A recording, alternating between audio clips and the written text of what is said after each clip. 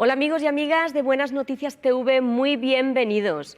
La presencia del protestantismo en España tiene años oscuros, marcados por la intolerancia y la represión de un movimiento que estaba en pleno apogeo en Europa. Hoy nos acercamos a una de esas etapas para descubrir detalles que brillaron en medio de aquella oscuridad del siglo XVII. Pero antes, queremos invitarte a compartir tu opinión en nuestras redes sociales, así que entra al Facebook o Twitter de Buenas Noticias TV y cuéntanos, ¿qué se perdió España con la Inquisición? Vamos a ver ya nuestro reportaje sobre la presencia protestante en el siglo XVII.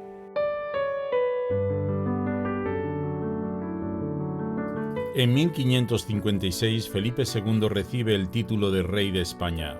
Sucede así a su padre Carlos V y continúa y aumenta la persecución hacia los protestantes. El país proseguirá en las pisadas de la contrarreforma resultante del Concilio de Trento bajo la atenta mirada y control de la Inquisición. Unos lograrán exiliarse, otros perecerán en la hoguera.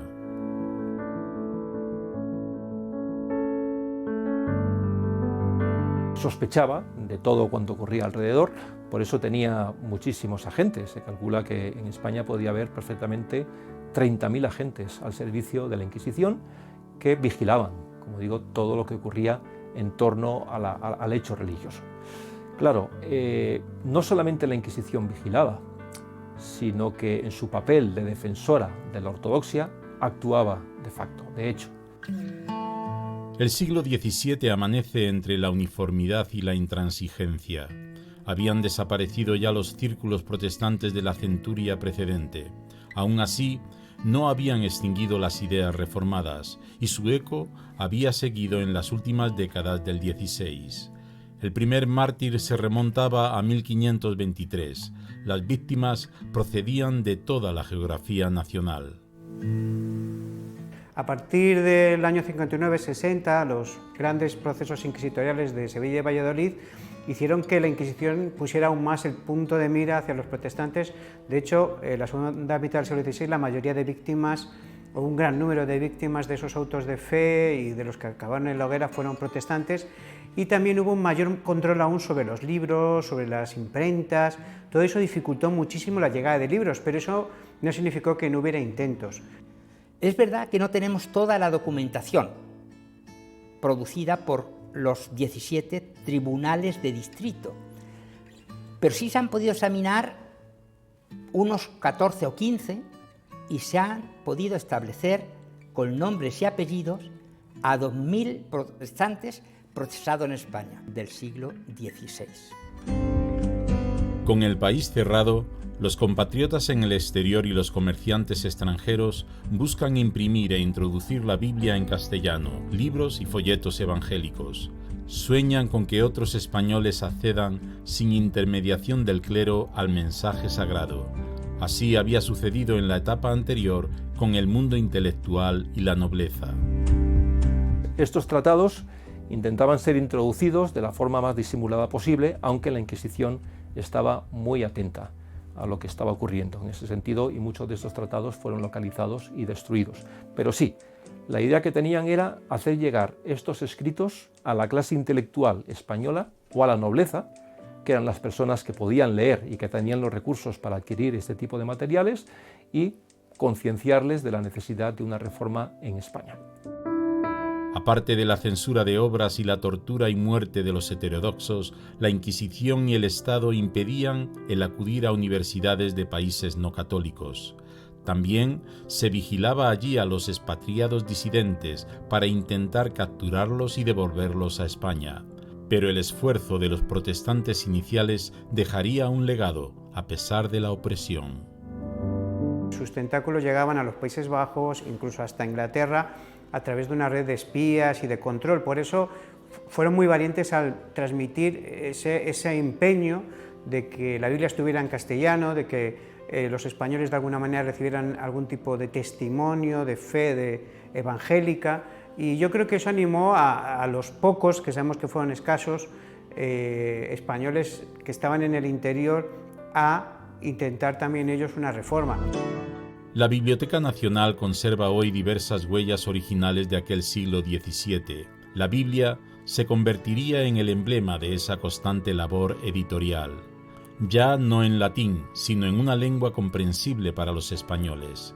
En 1602, Cipriano de Valera publica en Ámsterdam su revisión de la traducción previa de Casiodoro de Reina. Esa Biblia se va a publicar en el formato del Nuevo Testamento en 1625 en la misma ciudad, y al comienzo del siglo XVIII se va a hacer una nueva edición en Ámsterdam.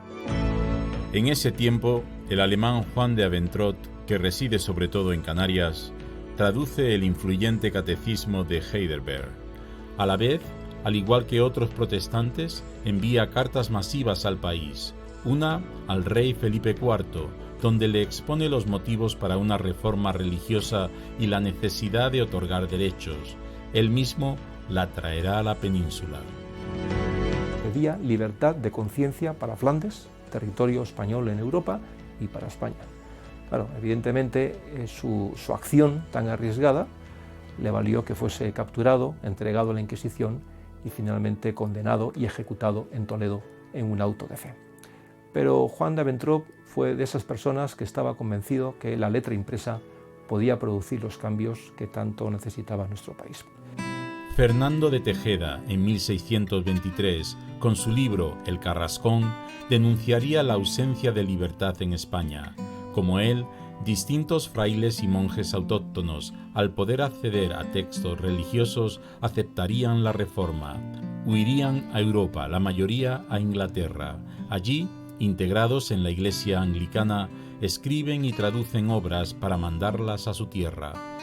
Fue escasísimo, de todas formas, el número de monjes, de frailes que dieron este paso, porque no era solo romper con la Iglesia Católica, era tener que vivir en el exilio, en el extranjero, dejar para siempre a su familia y ser una apátrida y una persona casi un apestado, ¿no?, en la sociedad española al momento. No podían quedarse aquí. Cualquier persona, cualquier ciudadano podía informar a la Inquisición de actividades sospechosas de algún vecino, de algún conocido, y esto significaba que la persona pues, era arrestada, era encarcelada, era sometida a tortura y a proceso judicial que terminaba frecuentemente en un auto de fe, donde se podían pronunciar diferentes penas o castigos. Todavía en el siglo de oro, reflejo de la vitalidad cultural, la sociedad porta la semilla de la intolerancia, pero aprovechando el comercio exterior y la llegada de foráneos como maestros de oficios, se gestará una red de contrabando de literatura para alcanzar a los españoles. Una investigación al respecto se guarda en la Biblioteca de París. Terminan desarticulándola y descubriendo cómo personal diplomático de los países de mayoría protestante daban cobijo a ese círculo y cómo, a pesar de que estaban por los convenios internacionales prohibido el admitir en las reuniones que sí se les concedía a ellos de culto disidente, sin embargo había infracciones. El Castillo de San Jorge, en esa época Tribunal de la Inquisición en Sevilla, funciona desde 2009 como centro temático de la tolerancia. Los objetos, paneles y vídeos plasman el terror vivido. A partir del propio siglo XVI, disidentes como Casiodoro de Reina o Antonio del Corro defenderían la libertad de expresión a nivel internacional. Yo creo que fue uno de los grandes aportes de ese protestantismo español, ¿no?, que fue un énfasis especial, en un momento que todavía era algo muy novedoso, sobre la tolerancia religiosa, el respeto a las ideas de los demás, y esa impronta sí va a calar en algunos de esos reformados españoles del siglo XVII y XVIII, y sobre todo luego posteriormente en los del XIX. Luego hay otra parte de la literatura que producen, alguna todavía se conserva en latín, que fue un idioma al que se acudió porque era más universal, pero también en francés, en alemán y en inglés. Y esa literatura venía. La Reforma protestante, que nace en 1517 en Alemania gracias a Martín Lutero, se iba desarrollando en el centro y norte de Europa. Deseaba la renovación moral de la Iglesia y volver a la autoridad espiritual única de la Biblia, pero no permeaba en España. Paso a paso, el siglo XVII avanza y con el fluir del tiempo no se genera una apertura doctrinal. Quedó sumido, como dije, en la superstición y en la ignorancia, sobre todo en el momento en que se priva al pueblo español del acceso a la Biblia en su propia lengua, algo que en otros países, sin embargo, fue justamente lo contrario. O sea, la Biblia produjo un crecimiento, un avivamiento espiritual e intelectual en muchas personas cuando pudieron leerla en su propia lengua, y sin embargo el pueblo de España se vio privado de esta oportunidad.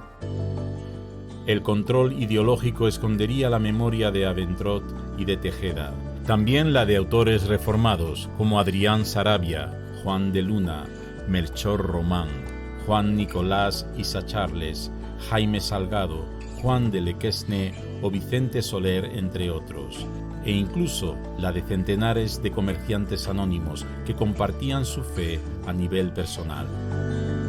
Solo en cuanto decían una palabra en contra de la Iglesia o sus ideas se sospechaban que eran o podían ser luteranas, sufrían procesos inquisitoriales muy graves, o sea que era muy difícil que llegara esa publicidad, esa propaganda protestante a España, y el intento mayor pues fue el de las ediciones de la Biblia, que de alguna manera buscaban que llegara la palabra de Dios al país, ¿no?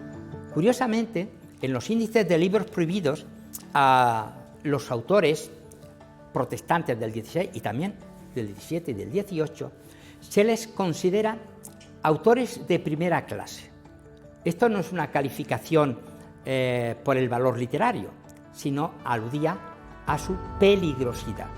Y ahí, a veces, lo único que ha quedado es su nombre y el título de su obra.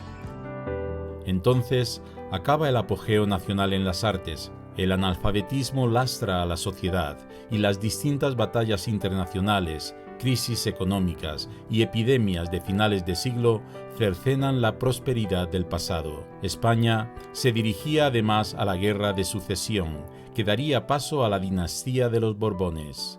Los protestantes continuarán buscando sin descanso, a pesar de su fragilidad, la manera de llevar su fe a sus conciudadanos. Como hemos visto, fue una época difícil para los protestantes españoles.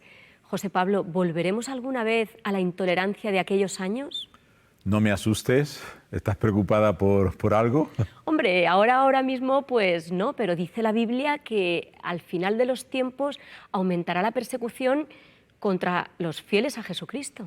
Pues sí, la verdad es que llevas razón. Cuando Jesús habló sobre el final de los tiempos, advirtió que aumentaría la persecución contra los cristianos. Y hoy eso parece imposible en España, en Europa y en Occidente. Pero desgraciadamente, todavía el 61% de la población mundial vive en países donde no se respeta la libertad religiosa. Es decir, más de la mitad de la población del mundo vive sin libertad. Además, en todo el mundo están creciendo los radicalismos y las ideologías que ven a los cristianos coherentes como fanáticos intolerantes. Y por eso es lo que decías, Beni, que mencionó el Señor Jesús. Dice el Evangelio: os entregarán para ser maltratados y os matarán, y todo el mundo os odiará por causa mía. Entonces muchos perderán su fe y se odiarán y traicionarán unos a otros. Parece mentira que el mundo pueda cambiar tanto y llegar a una situación como la que describió Jesús, pero acabamos de vivir cambios radicales con la pandemia que nadie hubiera imaginado meses atrás. No obstante, pase lo que pase en el futuro, que nos pille en el presente anunciando la paz, el amor al prójimo y el perdón de los pecados, como agentes de reconciliación y mensajeros de la libertad.